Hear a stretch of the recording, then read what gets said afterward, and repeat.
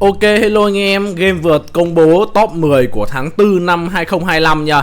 Mình muốn game có một cái bảng xếp hạng kiểu để theo dõi hàng ngày ấy, để xem là kingdom nào đang là mạnh nhất này, hoặc là liên minh nào đang là mạnh nhất nha. Nhưng mà game thì không có cái tính năng đó anh em ạ, mà cứ mỗi tháng một lần người ta sẽ post những cái bức hình được tổng hợp từ cái dữ liệu của game nha anh em. Tức là đây sẽ là cái bảng xếp hạng chính xác nhất. Tại vì cái bảng xếp hạng mà bình thường mà các bạn xem ấy thì là người ta quét data, có nghĩa là người ta chỉ có chụp hình ở trong game người ta tổng hợp lại thôi. Bây giờ chúng ta sẽ cùng xem là top 10 của tháng 4 2025 có những cái gì thú vị nha anh em. Đầu tiên bức hình này thì mình có là top 10 liên minh với cái điểm kill point cao nhất.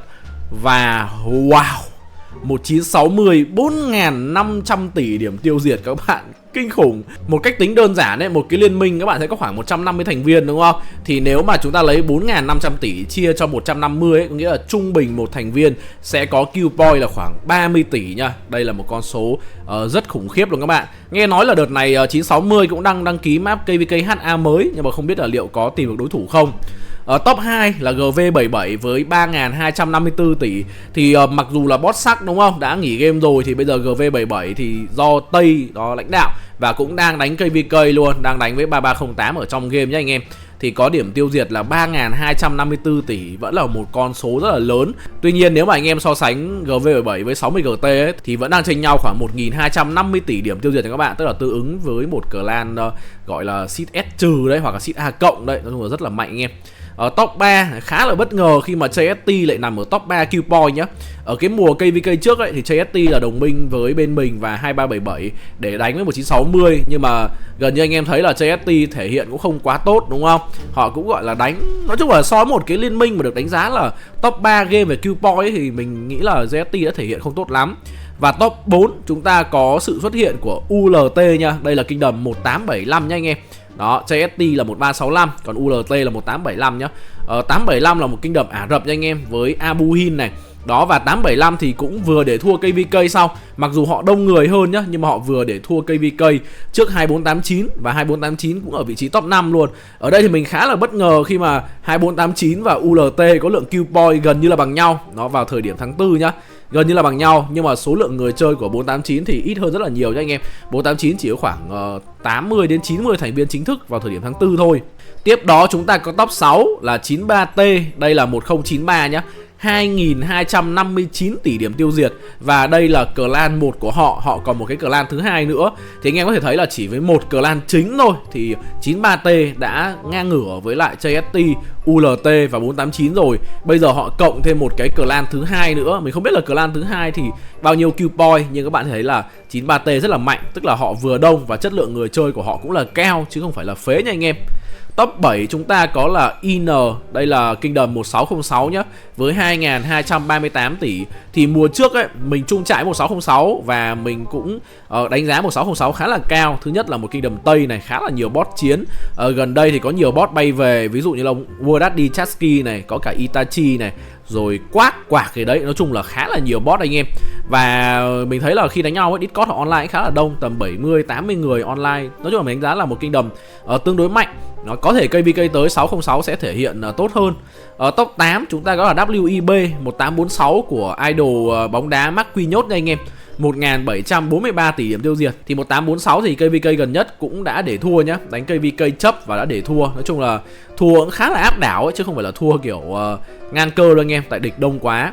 Top 9 chúng ta có là 1718 nhá, một kingdom Hàn Quốc. Thì hôm vừa rồi chúng ta vừa xem trận OL 1718 đánh với 2489 đó, thì 1718 để thua trước 2489 khá là sâu. 1718 thì trong game hiện tại họ cũng đã có 12 vương miện rồi với 17 tỷ điểm tiêu diệt. Cũng là một kingdom rất là mạnh, nhưng mà thường thì chúng ta sẽ ít thấy 1718 xuất hiện trong những cái KVK địa ngục. Họ thường hướng tới những cái KVK seed A, những cái nơi mà họ là mạnh nhất để họ kiếm sao nhá. Và top 10 chúng ta có sự xuất hiện của 2748. Nếu mình không nhầm thì đây là lần đầu tiên 1718 và 2748 xuất hiện ở trong top 10 đấy. 2748 hiện tại cũng có số lượng kill point lên tới là 1.687 tỷ nha anh em, một con số rất là lớn. 2748 thì cái mùa KVK vừa rồi tự nhiên mất mình quên là thắng hay thua, nhưng mà hiện tại thì họ vẫn đang đánh OL rất là tốt. Đấy, ngay tối nay thôi thì cũng một trận đấu tập giữa 748 với 2975. Mình cũng không biết là kết quả sẽ như thế nào đây. Ok, chúng ta sẽ đi qua bức hình tiếp theo. Thì đây là bức hình về top 10 Kingdom bởi sức mạnh nhá. Ở top 10 sức mạnh này thì chúng ta có 1960 là mạnh nhất này, 30 tỷ 9. Top 2 là 2377, 30 tỷ 498. Ở đây mình cũng không rõ là liệu game nó có giới hạn power không anh em, tại vì hai cha con bot Nga đã góp vào 2377 5 tỷ sức mạnh rồi. Đấy, cái này mình không biết là có tính hai cha con bot Nga không, thì cũng khá là ảo nhờ, bởi vì nếu mà trừ đi hai ông đấy thì 2377 sẽ khoảng 25 tỷ sức mạnh nhá. Top 3 là 1365, 28 tỷ 3 điểm sức mạnh này. Ui, tính ra Pao với Qboy 365 đều top 3 luôn. Và top 4 chúng ta có sự xuất hiện gọi là cực kỳ bất ngờ của siêu nấm anh em ạ. Đại đế quốc gọi là độc đáo nhất tựa game Rise Kingdom 1001 nha, với 27 tỷ điểm tiêu diệt. Nhưng mà Qboy của họ thì rất là thấp nha anh em, Pao rất là to. Đây là vương quốc đầu tiên của game nên là có rất là nhiều người chơi kiểu như là họ chơi vui vui ấy, Qboy họ thấp. Top 5 chúng ta có là 1093. Đó, mặc dù có 2 clan nhưng mà Pao 1093 vẫn không cao bằng 2377 với 1960 nhá. Ở top 6 đã có đại ca là 1001 rồi, thì top 2 chúng ta có là nhị ca 1002 nha các bạn. 26 tỷ 200 triệu điểm tiêu diệt. Hai ông này là lúc nào cũng đi cùng với nhau về khoản Pao anh em, nhưng mà trong game thì họ chơi khá là chill ha. Ở dưới này thì có một sự xuất hiện của một Kingdom mình cũng rất bất ngờ, Kingdom 3213. Mình không biết nhiều thông tin về Kingdom này, nhưng mà sức mạnh của họ hiện tại là 24 tỷ 966 nha, gần 25 tỷ điểm sức mạnh. Thậm chí còn mạnh hơn cả ba ông top 8, 9, 10 là 1606, 1875 và 3308. Ở đây chúng ta cũng có sự xuất hiện của 3308 ở trong top 10 sức mạnh nhá. Mùa này ấy thì 3308 đang va với lại 2377, nhưng các bạn có thể thấy là cái khoảng cách chênh lệch rất là lớn đúng không? 7 tỷ sức mạnh. Ở Qboy thì 3308 hình như là đang khoảng 1400, 1500 tỷ điểm tiêu diệt các bạn. Chắc là cũng đang tầm top 1x về Qboy liên minh ở trong game. Rồi tiếp đó chúng ta đến top 10 người chơi bởi Qboy nhá. Thì top 1 chúng ta có là Ang V0. Thì đây là cái ông Ang Leo của Kingdom 3174 nha anh em. Thì cái nick này trước chính là cái nick cũ của Otno đấy. Đợt trước tôi nghe các bạn nói hình như là 50.000 đô thì phải, tức là khoảng 1 tỷ Việt Nam đồng.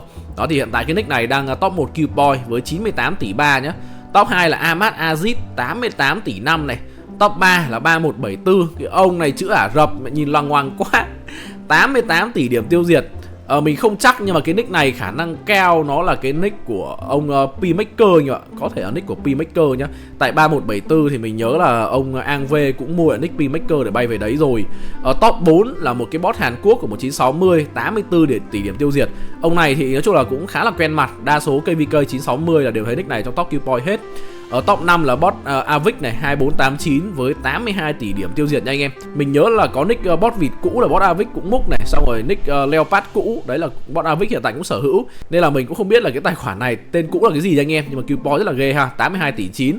Ở top 6 chúng ta có là Luna của 1777 với cái lượng Qboy anh em thấy cũng rất là ảo ma Canada, đó là 7829 7777 đấy. Thì cái đặc điểm của cái nick này, và cái nick này cũng rất là nhiều drama nhé anh em, đó là nick này thì kiếm được lượng Qboy lớn là nhờ búp Q nha các bạn. Búp Q đấy, tức là ở một cái đầm đét nạp nhiều tiền bot này anh em, sau đó dùng T5 nick farm để búp Q cho nick này.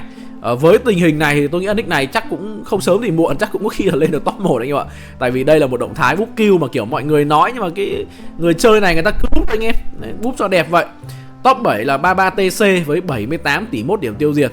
Đấy, mình thì mình rất thích 33 nhé, tại vì mình thấy ông này chơi rất là lâu, cũng cống hiến, nhưng mà đánh cây VK thì vía thua hơi nhiều. Hiện tại 33 là cũng chưa có win mấy cây VK gần đây đâu, thua khá nhiều đấy. 78 tỷ điểm tiêu diệt, có thể gọi là một lão tướng trong game. Ở top 8 là GT Cat của 2489 nha, 75 tỷ 9 điểm tiêu diệt này. Cái nick GT Cat này hình như cũng của bot Avic hay sao ấy, mình cũng không chắc. Nhưng mà hiện tại là 2489 cũng góp mặt được hai nick trong top Qboy nhá. Top 9 là A2 Tham của 1960, 71 tỷ 6. Và top 10 là Fluffy Pony với 71 tỷ điểm tiêu diệt của 1606 nha anh em. Và nếu các bạn đem 10 người chơi này ấy, các bạn tính tổng điểm tiêu diệt thì chúng ta sẽ ra con số là 817 tỷ điểm tiêu diệt nha các bạn. Tức là chỉ riêng 10 người chơi có lượng Qboy cao nhất của tựa game Rise Kingdom đã có cái lượng Qboy ngang ngửa một Kingdom Seed A cực kỳ mạnh ở trong game này nhá. Tiếp đó chúng ta đến với bức hình đó là top 10 những người chơi có cái sức mạnh mạnh nhất.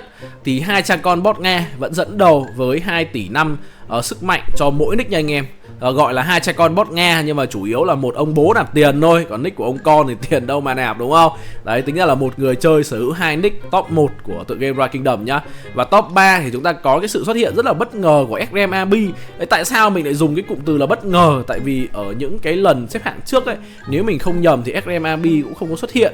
Nhưng mà gần đây thì Extreme Abi đã bị bớ rồi anh em ạ. Và Extreme Abi là kiểu livestream kiểu là cờ bạc, kiểu casino các thứ ở bên Monte Carlo anh em. Đó thì gần đây là đã bị bắt bớ nha. Mình đã làm video rồi.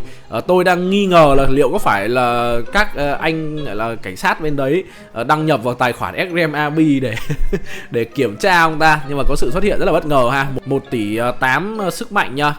Top 4 là 33 này với hơn 1 tỷ sức mạnh. Top 5 là BT Cybox cũng hơn 1 tỷ sức mạnh luôn. Như vậy là 2377 góp tới 3 nick top 1, top 2, top 5 rồi.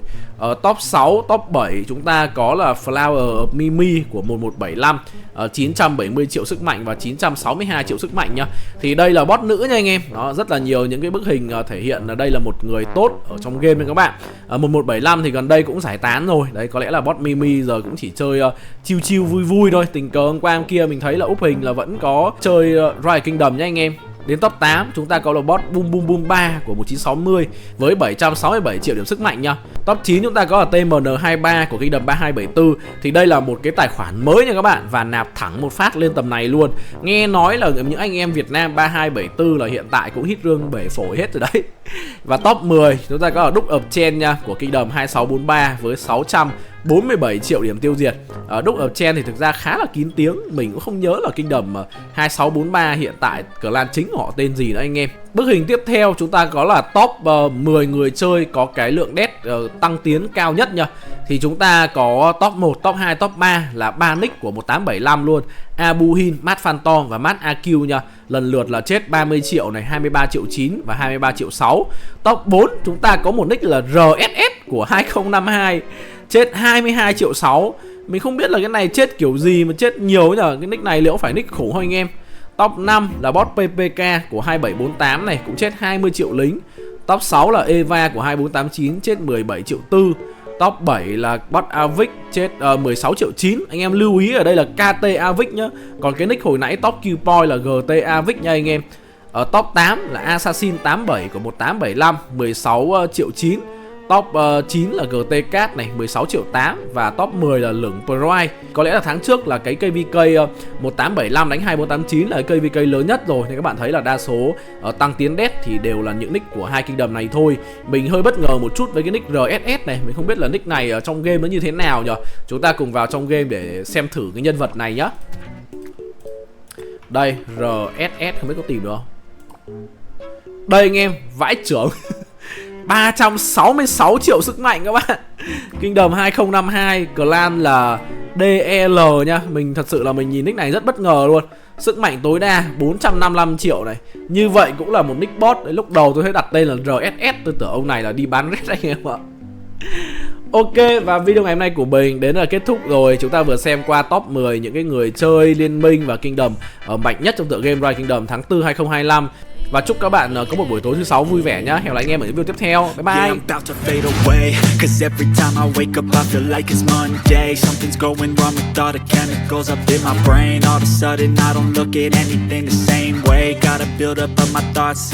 bye.